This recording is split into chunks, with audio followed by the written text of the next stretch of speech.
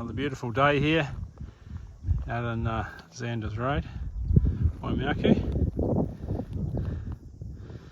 As you can see, there's this SE62 mesh which is yet to go on, but we've done all the pods, so all the pods are fitted in, and we've got the light gauge mesh, which is 668 underneath, which we're now ready for all the underfloor heating. And just walking up towards the pile of pipe that has to get snaked around the floor.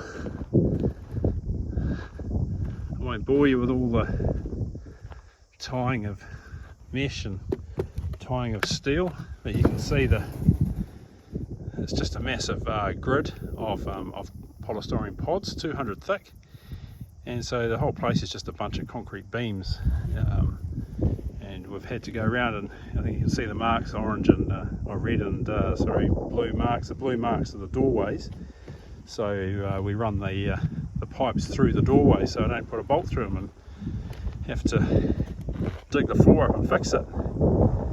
So there's all the pods. These are massive pods, about 400. So around the outside there's all just these HD12 2 bars. We've got the top bar which goes just in here, just on the edge of the mesh there, right around the top to tie the top in. And there's one of the underfloor heating units that just got put in today. So that has all your inlet and return to feed all the different rooms, and you can, I don't know if you can see the marks on the pods where we've sort of marked out where the floor is and where the rooms are, so know where we're going.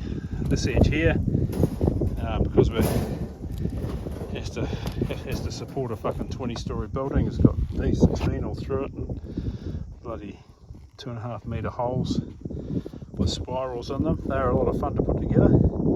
Put some 75mm bar chairs on the side of them just to, I don't know if you can see that, but might be able to see it on one of these other ones.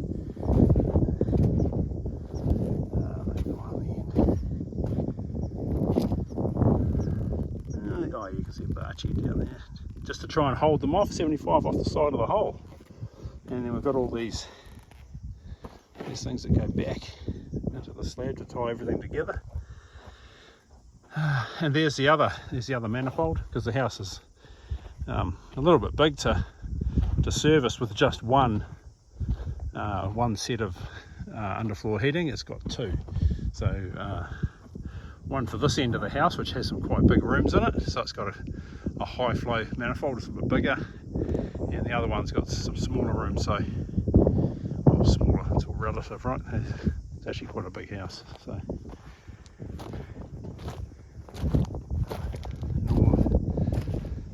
yeah, all the boxing's done apart from our last one, which is this one here, which is put back in. I just got to get my compressor nail gun here, and we'll straighten that last wall out, and you can see the brick rebate there. So that's the concrete goes underneath and up the side. So so it forms the brick rebate that the bricks sit on. And there's a 60mm gap to the framing. Normally 50, but we're lining the whole outside of the place with bracing ply, so that takes up 7mm of that gap. So that's why we've got 60, and then an extra 10mm just to, well, you know, make sure we don't have to hang the bricks over the edge, because we have to maintain the gap. And the water line into the house comes in here and up into the wall, up into the wall, and that's still under pressure, so I expect they should be happy with that, hopefully. There's our spinning Jenny. We're yet to finish this is a garage, so we're a few chairs short to support the mesh, but it's not really a priority at the moment. We'll get those. The priority is getting all the underfloor heating to the house, and we can do the, you know, it's only 2.5 job to finish off the garage. There's no underfloor heating in there, so I've just wanted to escape out the garage doors. And our water tanks are going to hopefully one day be full of water. And the initial retaining walls, which I remember from our previous videos, which are looking fantastic. Bloody good job. And there's the old Kenworth up there. Good old girl, she's carted a bit of metal for this place. Anyway, that's where we're up to. So tomorrow we'll be putting in our underfloor heating, and we'll do a bit of a video on that. Alrighty, catch you later.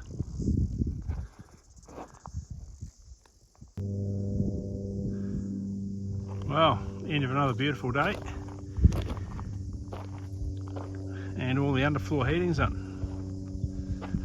We actually got most of it. We got all the pipe working over the weekend, and so it's all zip tied down, and we had to avoid all the walls and stuff, and there's a couple we had to go through, so we have to mark those and take photos so we don't put a bolt through them when we bolt the walls down. So Steve from Waitaki Engineering, they're the lifestyle underfloor heating specialists. They I will provide you with like a plan and a kit set for most normal homes. Unfortunately, this isn't a normal home. It's quite a bit bigger than that. So he came along and did most of it. Then he trusted me to do some of it, which was pretty brave of him. But we learnt along the way, and it's all pressurised at the moment. So yeah, hopefully we don't have a loss of any pressure between now and the concreting. But there's one manifold down here, down on this end of the house, and then there's another one up the other end.